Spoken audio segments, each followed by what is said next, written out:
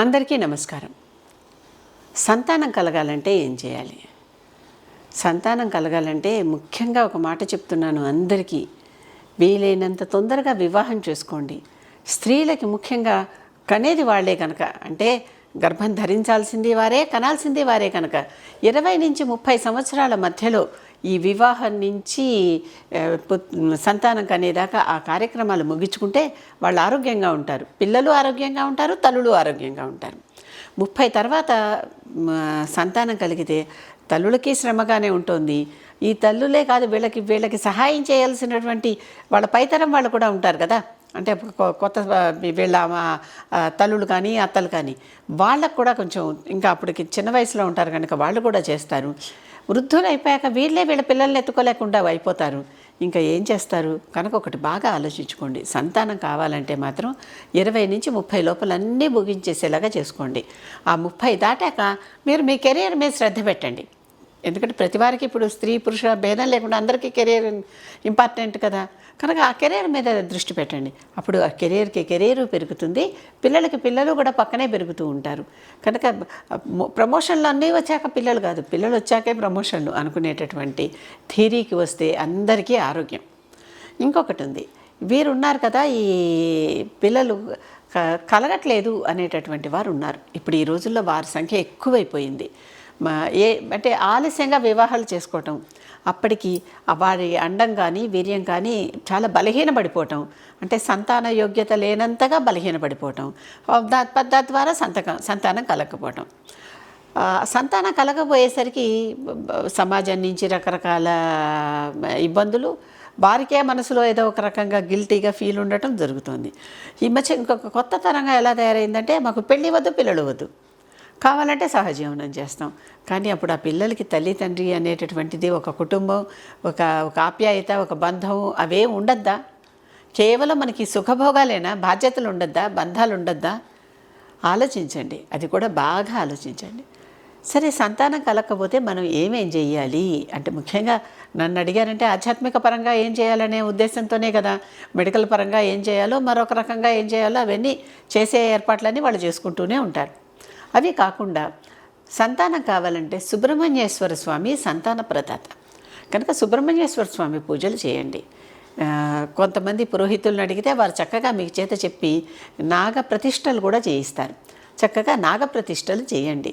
వివాహం కాకపోయినా, సంతానం కాకపోయినా ఈ నాగప్రతిష్టలు చాలా ఉపయోగపడతాయి. అటువంటి నాగప్రతిష్టలు చేయండి. చేశాక ఆ నాగప్రతిష్టల వలన సుబ్రహ్మణ్య స్వామి మనకి సంతానాన్ని ఇస్తాడు అని పేరు. కనుక సుబ్రహ్మణ్య క్షేత్రాలు ఎక్కడెక్కడ ఉన్నాయో కాస్త గమనించి, ఎందుకంటే విశేషమైన మహిమాన్వితమైన క్షేత్రాలు కొన్ని ఉంటాయి. ప్రతిసారి దేవతా మహిమే కాకుండా క్షేత్ర మహిమ కూడా ఉంటుంది.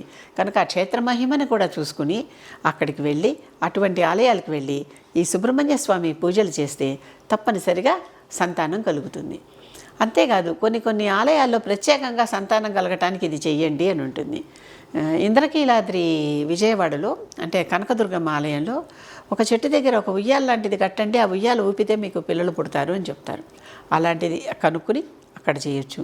లేదా మనకి శ్రీశైలం ఉంది దగ్గరలో, విజయవాడ అంత దాకా కూడా వెళ్ళకపోయినా శ్రీశైలం ఉంది. శ్రీశైలంలో హటకేశ్వరం అని ఒక శివాలయం ఉంది. అంటే ఉపాలయాలు చాలా ఉన్నాయి కదా శ్రీశైలంలో. మల్లికార్జున స్వామి కాకుండా హటకేశ్వరం అంటే ఒకప్పుడు అది బంగారు లింగంట. టా అని ఎందుకట్నా అంటే బంగారు లింగం నేను కూడా చూడలేదు కదా, అందుకని టా ప్రయోగం చేయాల్సి వస్తుంది.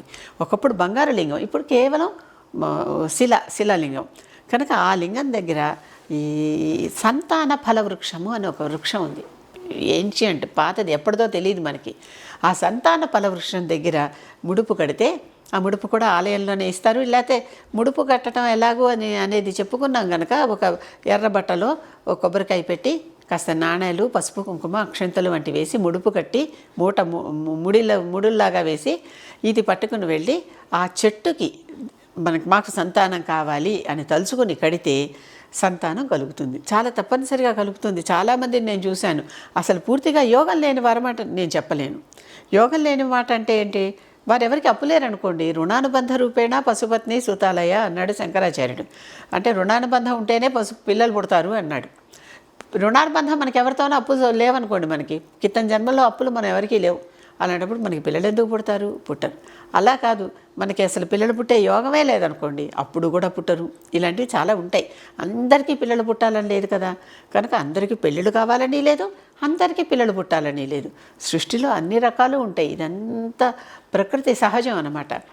ఇక్కడ ఈ ఆలయాల్లో ఆ చెట్టు కొమ్మ దగ్గర అసలు ఎవరికైనా సంతానం లేకపోతే మనం కూడా వారి పేరుతో సంకల్పించి కడితే వాళ్ళకి పిల్లలు పుడతారు. ఎవరైనా వెళ్ళిన వాళ్ళు మంచి హృదయంతో మా పిల్లలకి ఇలా కావాలి అని తల్లిదండ్రులు, లేకపోతే మా అక్క చెల్లెళ్ళకి అన్నదమ్ములకి ఇలా కావాలని అక్క చెల్లెళ్ళు అన్నదమ్ములో వారు కట్టినా కూడా ఈ ఫలితం లభిస్తుంది. అంటే అవతల వాళ్ళకి కావాల్సిందని కోరిక లాంటిది ఒకటి మనసులో పెట్టుకుని ఆ కోరికతో చేస్తే, అంటే మంచి స్వచ్ఛమైన మనసుతో చేస్తే తప్పనిసరిగా అక్కడ సంతానం కలుగుతుంది. ఇలాంటి కొన్ని ఉపాయాలు ఉన్నాయి. కుక్కే సుబ్రహ్మణ్య స్వామి ఆలయంలో ఇలాంటి సంతానం కలగని వారికి అక్కడ ఒక పరిహార పూజ చేయిస్తారు. ఆ పరిహార పూజ చేసుకున్నా కూడా, అంటే అదే పరిహార పూజ కొన్ని నియమాలు ఉన్నాయి. ఎక్కడ కూడా ప్రతి ఆలయానికి కొన్ని నియమాలు ఉంటాయి కదా. ఈ పరిహార పూజకి కూడా ఉన్న నియమాలు ఏంటంటే బ్రాహ్మణుల చేత మాత్రమే చేయించాలి. వీరు బ్రాహ్మణులు అయితే వీరు చేసుకోవచ్చు, కానీ వీరి తల్లిదండ్రులు ఎవరు ఉండకూడదు. ఇలాంటి నియమాలు, అంటే తల్లిదండ్రులు గతించిపోయి ఉండాలి, అప్పుడు వీరు చేసుకోవచ్చు. లేదా ఆ తల్లిదండ్రిని కూర్చోబెట్టే వీరి తరఫున పూజ చేయించాలి, కానీ వీరంతటి వీరు చేసుకోకూడదు. తల్లి కానీ తండ్రి కానీ ఏ ఒక్కరు బతికున్నా సరే వారిని కూర్చోబెట్టి వారు వీరి తరపున పూజ చేయాల్సిందే తప్పితే, నా కొడుక్కి సంతానం కావాలి, నా కూతురికి సంతానం కావాలి అని చేయాల్సిందే తప్పితే వారికి వారుగా చేసుకునే అర్హత లేదు అక్కడ ఆలయ నియమం అది.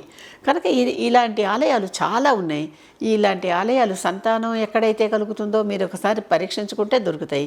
ఇలాంటి నాగప్రతిష్టలు రామేశ్వరంలో చేసి, నాసిక్లో చేసి, ఇలాంటి చోట చాలా చోట్ల చేసి కూడా సంతానాన్ని పొందిన వారు ఉన్నారు. ఇంకొకటి, అసలు సంతానమే కలగలేదండి, పుత్రుడు లేకపోతే పున్నామ నరకం పోతామని ఏదో సామెత చెప్తూ ఉంటారు. పుమ్మనే ఒక నరకం, ఆ నరకానికి వెళ్తామని. అసలు నిజంగానే పుత్రులు లేని వారి సంగతి ఏంటి? పోనీ అసలు సంతానమే లేదనుకుంటుంటే పుత్రులు కూడా లేరు, సంతానము లేదు అనుకుంటే వాళ్ళ సంగతి ఏంటి?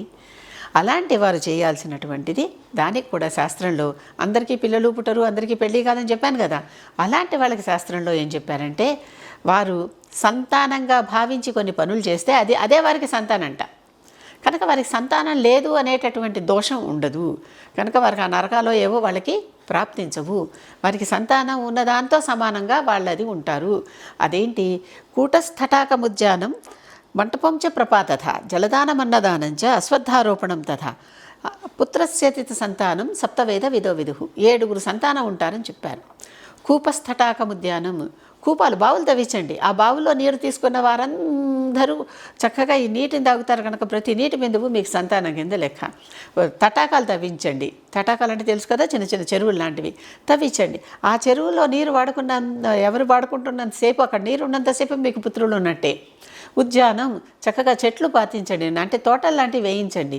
ఆ తోటలు పాతిస్తే ఆ తోటల కింద ఎవరైతే ఆ నీడలో విశ్రాంతి తీసుకుంటారో వారందరికీ కూడా ఇది చక్కగా సంతానం కింద, అవన్నీ మన సంతానం అనమాట. ఆ తోటలన్నీ మన సంతానం, అలాంటి సంతానం కింద లెక్క. అలాగే మంటపంచ ప్రపాతథ. మంటపం అంటే ఏంటి? ముఖ్యంగా నేను ఇది ఇండోర్లో చూశాను. ఇండోర్ అనే అహల్యాబాయి ఎక్కడికక్కడ సత్రాలు కట్టించింది. సత్రం అంటారు, సత్రయాగం అంటారు కూడా చూడండి. ఆ సత్రాల్లో చేసే యాగాలే సత్రయాగాలు. ఈ సత్రాలు అంటే ఏమిటి? ఒక మంటపం ఉంటుంది, అక్కడ మధ్యలో ఏదో ఒక దేవుడిని కూడా పెడతారు. ఆలయం కాదు, మళ్ళీ అది సత్రమే. ఇవి సత్రంలో కూర్చుని వచ్చిపోయే దారిపోయే వాళ్ళందరూ కూడా అక్కడ విశ్రాంతి తీసుకుంటారు. ఎండాకాలంలో, వానాకాలంలో, చలికాలంలో అక్కడ వాళ్ళు విశ్రాంతి తీసుకుని మళ్ళీ వాళ్ళ పనుల మీద వెళ్ళిపోతారు. ఇదివరకు కాలంలో హోటళ్ళు, లాడ్జీలు ఇలాంటివి లేవు కదా.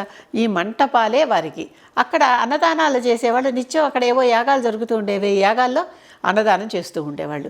కనుక అక్కడ ఆ సత్రంలో ఉండటం, అక్కడ అన్నదానం చేసిన వాడి దగ్గర అన్నదానం తీసుకోవటం, అంటే భోజనం చేయటం, వారి పనులు ఆ ఊళ్ళల్లో చేసుకోవటం, మళ్ళీ తిరిగి వాళ్ళ గ్రామాలకు వాళ్ళు వెళ్ళిపోవటం. సత్రాలు కట్టించండి అలాంటివి. అంతేకాకుండా అంటే చలివేంద్రాలు. ఇప్పుడు ఎండాకాలం వచ్చేసింది దాదాపుగా. చక్కగా చలివేంద్రాలు పెట్టించి అందరికీ జలదానం, అన్నదానం ఇలాంటివి చేస్తే చాలా పుణ్యంతో పాటు అది మన సంతానంతో లెక్క అనమాట. మనం చేసిన ప్రతి వస్తువు మనకి సంతానంతో లెక్క. అంతేకాదు అశ్వత్థారోపణం తథా అన్నారు. అశ్వత్థారోపణం అంటే ఏంటి? రావి చెట్టును పాతిపెట్టడం. ఒక రావి చెట్టును పాతిపెడితే ఆ రావి చెట్టు ఆకు కొనల వెంట నుంచి వాన పడితే వచ్చే బిందువులు ఉన్నాయి చూడండి, ప్రతి బిందువు మీకు సంతానంతో సమానం. అంతమంది పిల్లలు అనమాట. ఇక మనకి ఇంట్లో ఒక మనగానే 2-3 కాదు, లేకపోతే ఇప్పుడు ఈ రోజుల్లో ఒకళ్ళు లేకపోతే 1 or none అనుకునే స్థితికి వచ్చేసారు. వాళ్ళే కాదు, ఇంతమంది సంతానం మనకి కలిగినట్టు లెక్క. కనుక సంతానం అసలు నాకు పుట్టటం లేదు అనుకునేవారు విపరీతంగా మెడికేషన్కి వెళ్ళిపోయి ఆరోగ్యాలు పాడు చేసుకుని, జేబులు పాడు చేసుకుని, అప్పుల పాలయ్యి అనారోగ్య పాలయ్యే కంటే ఇలాంటివి చేయండి. అది మీకు సంతానంతో సమానం, మర్చిపోకండి. కనుక సంతానం రెమెడీస్ ఏంటంటే ఇవన్నీ కూడా సంతానం రెమెడీసే. మొట్టమొదట మామూలుగా అందరూ చేసే మెడికల్ ప్రయోగాలు ఏవో అందరూ చేస్తారు. ఆ తర్వాత దేవతలు కూడా అయిపోయి మనకి రారు అని తెలిసాక, పిల్లలు కలగరు అని తెలిసాక చక్కగా ఇప్పుడు నేను చెప్పినటువంటి ఇవన్నీ చేయండి. చలివేంద్రాలు పెట్టించండి, రావి మొక్కలు పాతండి, తోటలు నిర్మించండి, చెరువులు తవ్వించండి, బావులు తవ్వించండి, ఇవన్నీ కూడా అన్నదానం చేయండి. ఇవన్నీ కూడా మనకి సంతానంతో సమానం. అహల్యాబాయికి కడుపున కన్న సంతానం నిలవలేదు కనుక అహల్యాబాయికి పిల్లలు లేనట్టే లెక్క, పెంచుకున్న పిల్లలు ఉన్నారు. ఆవిడ కట్టిన ప్రతి సత్రము ఆవిడకి చక్కగా సంతానం కింద లెక్క అనమాట. ఎన్ని రకాలో ఈ రకమైనటువంటి పద్ధతులు మన సనాతన సంప్రదాయంలో, మన శాస్త్రంలో ఎన్నో ఉన్నాయి. అవన్నీ చక్కగా ఫాలో చేయండి. ఎటువంటి బెంగ అక్కర్లేదు. పిల్లలు లేకపోతే ఏమీ అయిపోము. కాకపోతే చివరి రోజుల్లో సహాయం ఎవరు లేరేమో. ఇంతమందికి సహాయం చేస్తుంటే ఎవరో ఒకళ్ళు ఆ సమయానికి సహాయం వస్తారు. ఏమీ బెంగపడక్కర్లా. కనుక సంతానం కోసం చేయాల్సినటువంటి పద్ధతులు ఇవి.